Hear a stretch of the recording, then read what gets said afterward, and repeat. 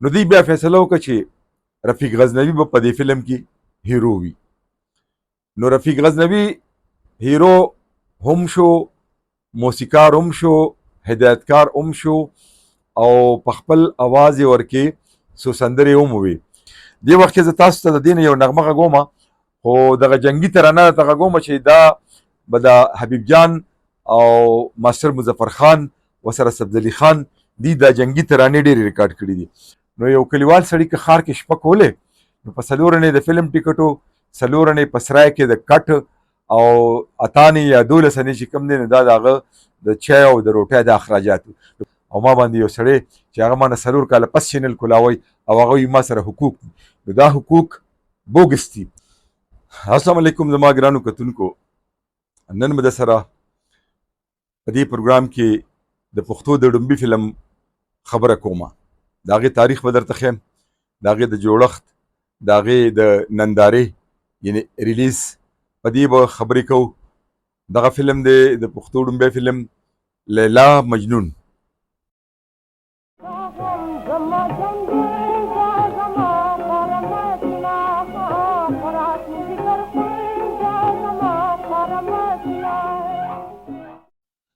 لیلا مجنون د پښتو ډومبی فلم و چې د حمزه بابا کاوش او کوشش و.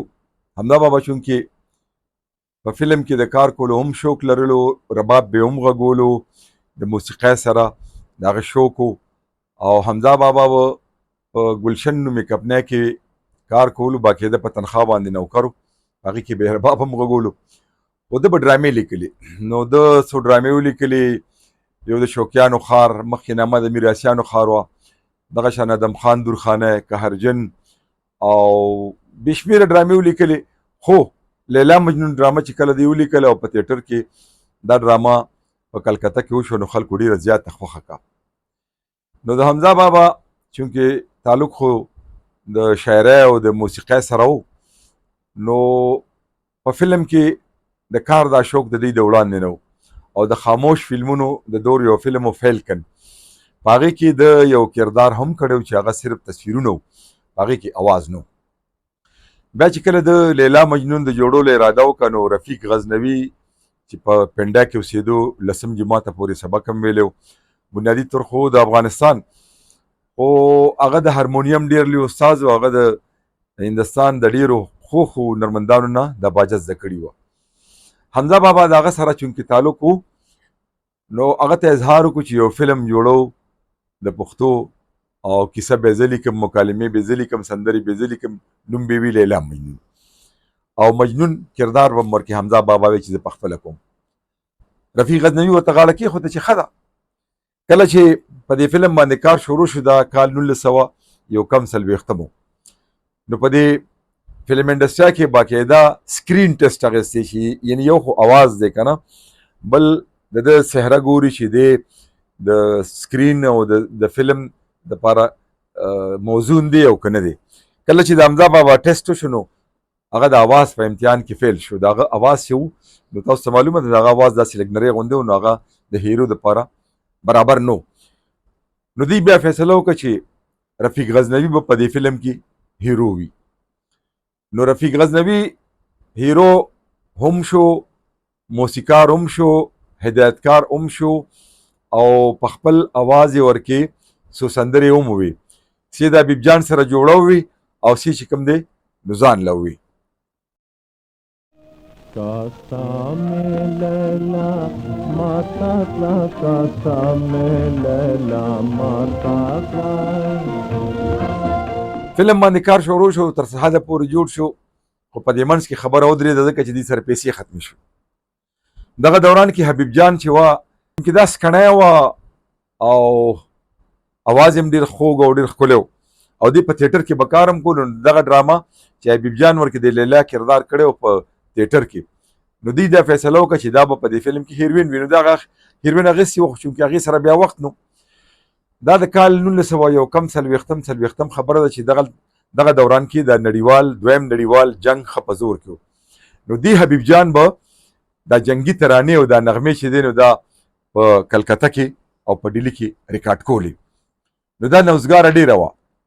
نو دې پسې خبر دی ولېږلو چې یاره راشي موږ پیسې ټکې پیدا کړي دی او دا فلم چې کوم دی نو بیا جوړو.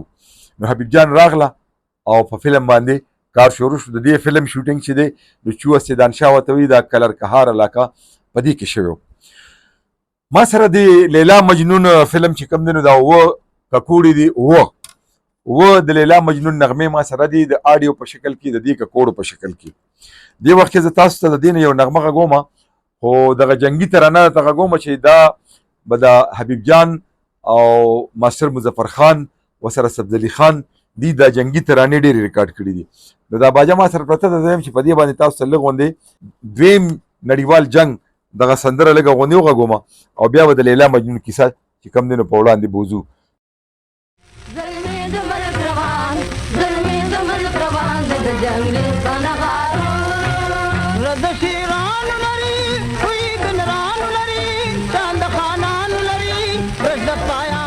ممتاز علي خان چې د پښتو اردو فلمونو نامور هدایتکار و، هغه سره ما په 2000 کې یو مرکه کړې وه.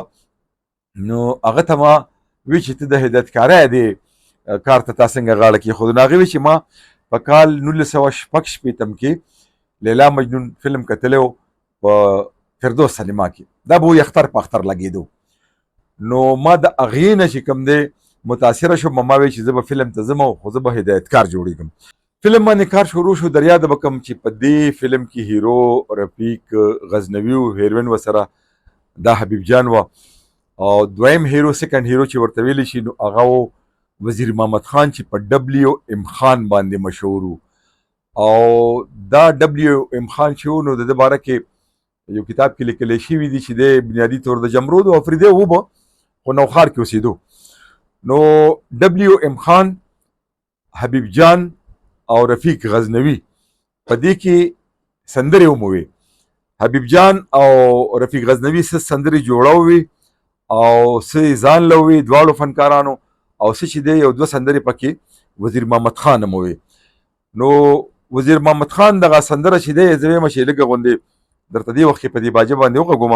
دا ما سره د وزیر محمد خان د لیلا مجنون هغه ریکارډ دی چې تاسو ته دې وخت کې په باجه باندې لږ غوندې غږوم. یو خو به تاسو ته اندازه ولګي چې د وزیر محمد چې په WM خان باندې یادېدو د ده اواز څنګه و.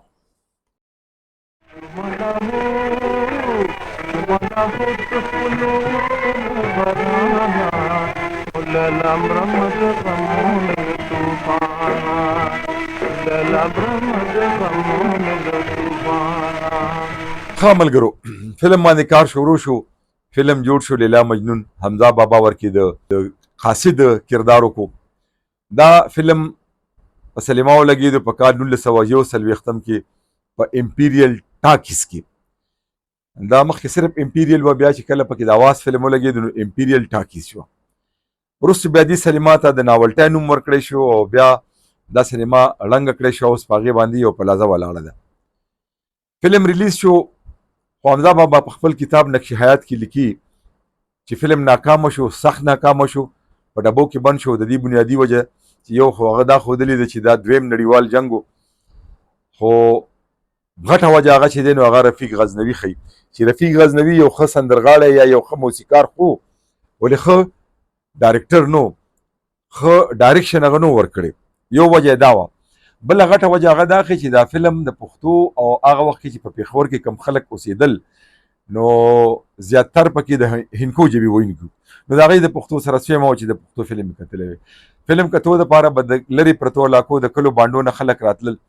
نو یو کلیوال سړي که ښار کې شپه کولې نو په 4 انې د فلم ټیکټو، 4 انې په سرای کې د کټ او 8 انې یا 12 انې چې کوم دی نو دا د هغه د چای او د روټۍ د اخراجاتو نو په باندې 1 روپۍ به لګېده نو دا ګرانه وه. په دې وجه دا فلم ناکام شو. بله غټه وجه دا هم وه چې مازدیګر به یعنې مازدیګر خړه کې به د ښار دروازې بند شي، بیا به ښار ته نه څوک راتلی شو نه به د ښار نه څوک وتې شو. بهرحال دا فلم راکوز شو، په ډبو کې بند شو. ما چې کله د فلمونو کتاب لیکلو پښتو فلمونه تاریخ تحقیق او تنقید نو په دې سینماګانو سر شوم. نو حبیب نومې یو د عیني سینما منیجر و، هغه نه ما پوښتنه وکړه. نو هغې وی چې او زما ترو اجي ګلفام چا سره چې د امان سینما په ټیکه وه پکې به ډېر معیاري فلمونه ریلیز کول. نو دا لیلا مجنون فلم هغه سره پروت خو دا بیا ختم شو چونکې فلم چې هر یو پرځای تاسو د ګراموفون واخلئ دا زه غږوم نه یو 2-3 میاشتې د دې دا پرځې به خرابېږي. دغه شان د هغې هغه ریل د هغه هر څه چې کوم دی نو تباه برباد شو او د ډېر کوشش باوجود موږ ته دغه فلم هېڅ هم په لاس رانغلل.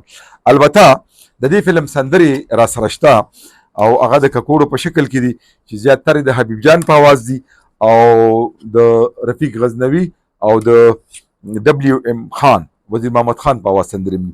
نو دې وخت زم چې یو سندره به درته وګورم د لیلا مجنون فلم لږه غوندې به وورو ځکه چې بیا پې د کاپي رایټ مسله جوړېږي. بنیادي وجه دا ده چې دا اوریجنل کنټینټ اوریجنل سیزونه زما سره دي. خو بعضې وخت کې داسې که نه چې دا خو د 70 کالو موده چې په دې سیزونو تېره شي نو دا د دې حق حقوق چا سره نه وي دا د هر چا شي. نو په دې خو 100 کاله تېر شوي دي بیا هم بعضې وخت کې پې د کاپي رایټ مسله راځي. زه به تاسو ته دا سندرې لږې غږوم خو هغه ملګرو ته مې خواست دی چې د لارې خنډان مه جوړېږئ. که څوک ښه کار کوي او تاریخي کار کوي او هغه تاسو یو داسې سندره چې هغه تاسو ورکړي او هغه ستاسو هم نه وي د بل چا وي نو که هغه لږه ورکړه نو څه کفر نه دی. د په هغه باندې کاپي رایټ نوټس هغه ته مه لېږئ. دا زما خواست دی لکه څنګه چې زما هغه بل چینل دی زما په پروګرامونو د 2015 چې زه ورکې کوربه یم د اکبر حسین انټرویو ده او د عقلمین انټرویو ده او ما ریکارډ کړې ده او په هغې زما چینل چې کوم دی نو ډیمونیټایز کېږي او ما باندې یو سړی چې هغه ما نه 4 کاله پس چینل کولاوی او هغه وایي ما سره حقوق نو دا حقوق بوګس دي. اوس ریډیو پاکستان په یوټیوب باندې خپل چینل کولاو کو او دا څومره سندرې چې د ریډیو پاکستان دي او دا کومو خلکو ورکړي نو دا د ښه په وخت باندې ډیلیټ کړي ځکه چې بیا چینل یې بندېږي یوټیوب سره د ریډیو پاکستان چې کوم دی د اعلی چې کوم چارواکي دي د هغې هغه کیسه کتاره روانه ده او دا ټولې سندرې چا چې د ریډیو ورکړي دي که ډرامې دي که سازونه دي که سندرې دي اول زه چې زه په ریډیو کې م دا زما میراث نه دی دا د ادارې اساسه ده دا چې هر چا ورکړي دي او که چا بوګس دغه تیار کړی رایټ چې دا ما باندې ریډیو خرڅې کړي دي نو دا غلطه ده. نو یا به چینل بندېږي او یا به چې کوم دی دغه ټولې سندرې تاسو ډیلیټ کوئ. زه دې وخت کې تاسو ته د لیلا مجنون یو ریکارډ په دې واجه باندې غږوم.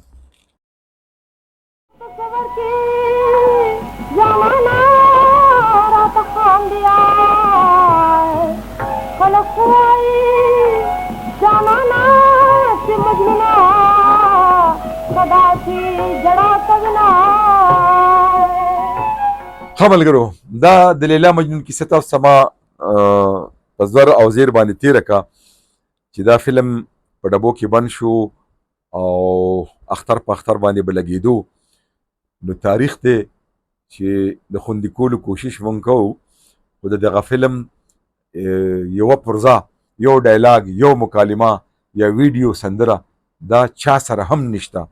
زمونږ ځینې ملګري الله پاک دې اوس وبخښي زین الوهاب خان د مردان بغدادي هغه تر هندوستانه ورپسې تللی و خو د دې فلم کوم ریکارډ میلو نشي ځکه چې دا صرف پېښور کې چلیدلی و او یو به خلکو دا وی چې دا فلم د سینما پردې ته نوره رسېدلی نو ړومبی کتونکي الادات خانو چې ما سره چا خبرې کړې وي بیا په نوخار کې ځینې کسانو په پېښور کې ډېر کسانو چې هغوی دا فلم د سینما په پرده لیدلی او کتلی او د ټولو نه لوی ګواه چې دی دا ممتاز علي خان د پښتو فلمونو نامور ډایرکټر و. دغه د لیلا مجنون کیسه وه چې ما تاسو ته وکړه د دې ویډیو په جوړولو کې او تاسو ته د رسولو کې زما ورکوټې بچې اسامه ما سره په دې کې کار کوي. تاسو ته خواست چې موږ په خپلو دعاګانو کې یاد لرئ. تمه لرم چې زما دا کوم کوشش دا کوم کاوش دی دا به تاسو خوښوئ. تر بل پروګرامه د لوی الله په امان.